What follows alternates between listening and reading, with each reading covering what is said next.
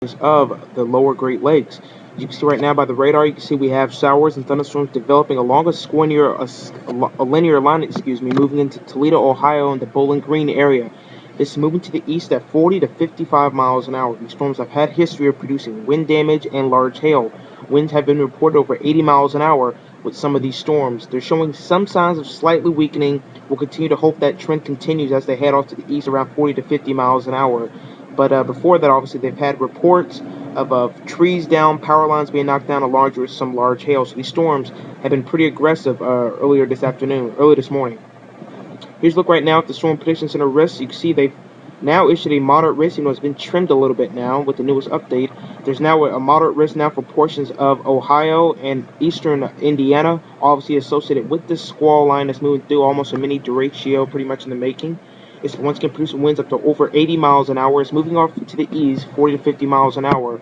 And we'll begin to move into Ohio, which is right about now. We'll be in Cleveland, Ohio, likely around the Cleveland area in about maybe 1 to 2 hours from now. So prepare for some damaging straight line winds and potentially some large hail. And along the leading edge of this, there has been a little rotation associated with some of these storms. So a brief rain-wrapped tornado is definitely not out of the question.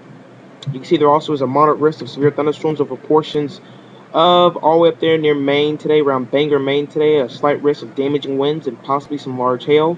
So with those storms, and then obviously a variety of pop-up thunderstorms will develop around the area around here. And expect once again damaging winds, large hail, and isolated tornadoes to develop across this area. These storms will likely get popping later on this afternoon into the evening. Here's a look at tomorrow's risk. Tomorrow's risk is obviously a lot more isolated than it is today.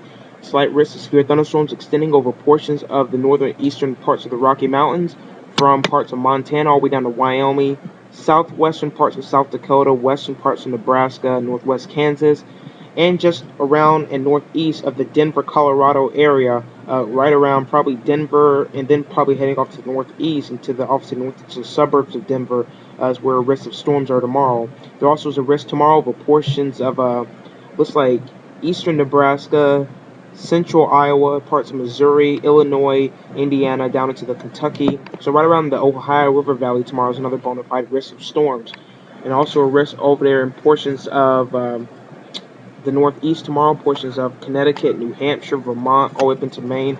It's also under the gun tomorrow for more storms. Here's a look right now at the visibility right now. Obviously, if you see these signs in red, that means there's a pretty good amount of instability with some of these storms.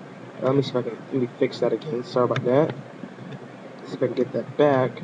Alright, well, obviously I can't, but right here where this, ignore that little signing that's popped up, but where this red is, right around where I'm circling at, is the areas that are in the best risk for severe, there we go, for the best instability for storms to begin to pop later on today.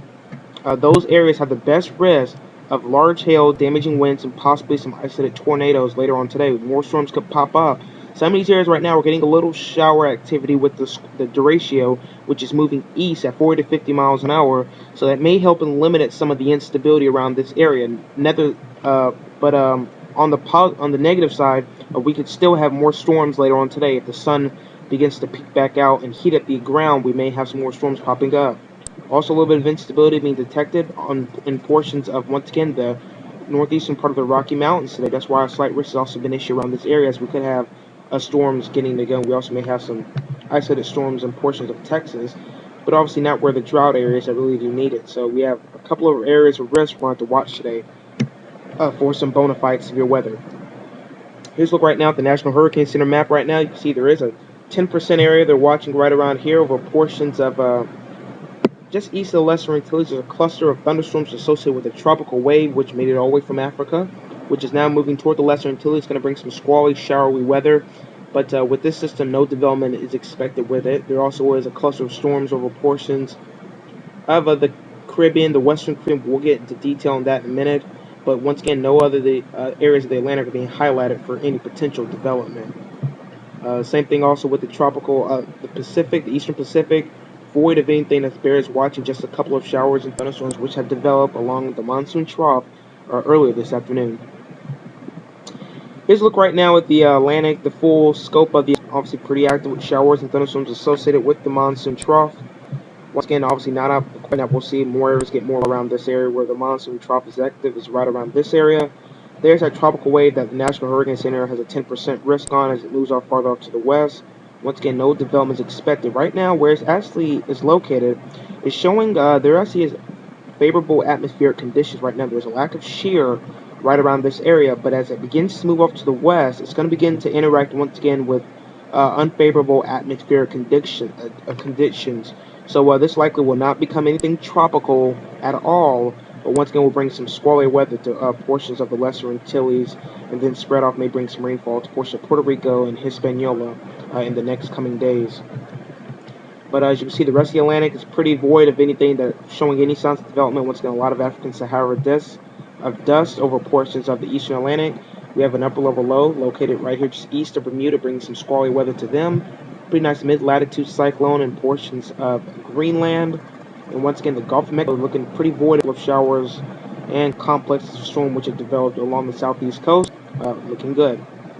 One more map I wanted to show you was a look at the coast of Africa. Right now you can see this is the water vapor imagery. So there actually is some moisture which is actually along the monsoon trough, which is shifted just a little bit farther north. The intertropical convergence zone has lifted a little bit farther north, which is allowing showers and thunderstorms to develop and actually try and maintain a little bit longer before they actually collapse off the African coast.